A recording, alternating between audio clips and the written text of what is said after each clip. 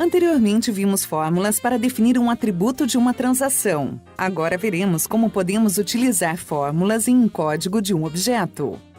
Uma fórmula inline é uma fórmula que declaramos como instrução pontual dentro de um determinado código, como no source de um procedimento, em um evento de um web panel, etc. A mesma somente é conhecida em um objeto onde foi definido. Vejamos alguns exemplos utilizados. Suponhamos que uma agência de viagens solicite uma lista que mostre todos os nomes de países e, para cada país, a quantidade de atrações turísticas oferecidas. Para resolver esta solicitação, iremos criar um objeto procedimento e daremos o nome de list countries with attractions quantity. Vamos então para o source do procedimento e, primeiramente, iremos ter que fazer uma impressão de um cabeçalho com a instrução print header. Vamos à seção layout para definir o print block de nome header e print block que nos é oferecido por padrão e iremos atribuir este nome. Arrastaremos a partir da toolbox um Ctrl Text Block para o print block. Digitamos na propriedade text do text block Countries Report e modificamos o tamanho de sua fonte, a cor da fonte e a cor de fundo.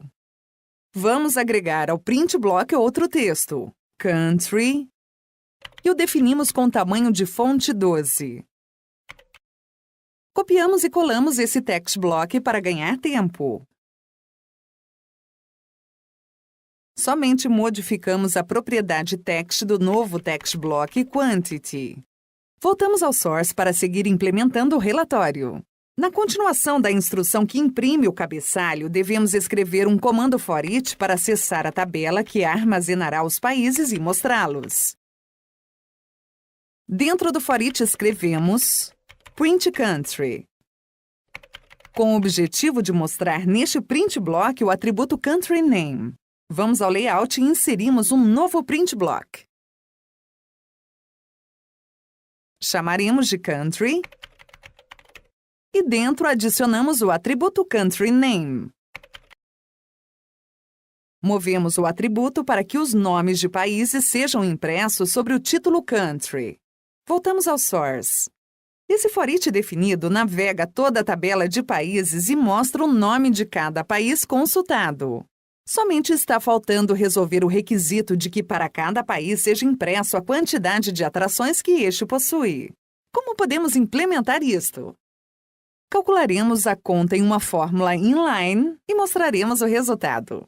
Vamos definir uma variável para atribuir à mesma o resultado que devolve uma fórmula count e, na sequência, mostraremos a variável no print block. A criamos com o nome attraction quantity e do tipo numeric 4. Voltamos ao source.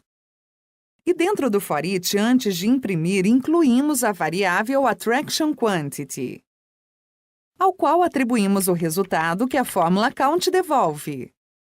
Dado que queremos contar as atrações, dentro do parênteses devemos incluir um atributo da tabela attraction. Escrevemos attraction name. Vamos analisar este código para ver como funciona. As fórmulas determinam a tabela a ser navegada. Colocaremos os atributos referenciados dentro dos parênteses. Neste caso, incluímos o atributo attraction name porque pretendemos contar as atrações e o GNexus entende exatamente assim. Se a fórmula não está dentro de um for each nem em um contexto na qual já está sendo executado em uma tabela, todas as atrações serão contadas. Mas como a fórmula está definida dentro de um comando for each, após determinar a tabela que navega a fórmula, o GNexus analisará se encontra relação entre esta tabela e a tabela base do for each. Veremos que, neste caso, há um atributo em comum entre as duas navegações, Country ID. Assim, para cada país que o for each encontrar, contam-se suas atrações. É como definir esta condição de filtro explícita na fórmula, mas não é necessário escrever porque o GNexus aplica esse filtro automaticamente ao contar.